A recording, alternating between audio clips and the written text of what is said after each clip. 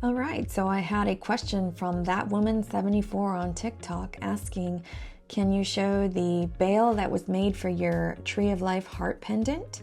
And I'm showing you with a 4-inch piece of dead soft copper square wire scrap that I had.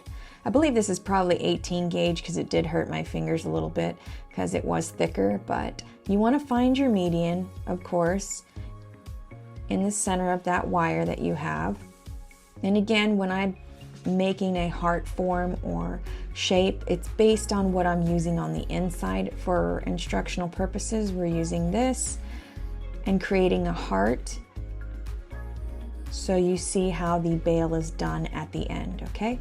So you're shaping, you want to bring those wires upwards using your flat nose pliers or tweezer nose pliers that I have. I'm using my Zurons. Just like you would any charm you want to coil around when creating that bell. Bringing it around and using your round nose pliers are helpful for creating that last eyelet loop. Thanks for reaching out, that woman 74. I hope this helped you out. I'll be more than happy to help any way I can in the future. Thanks for watching.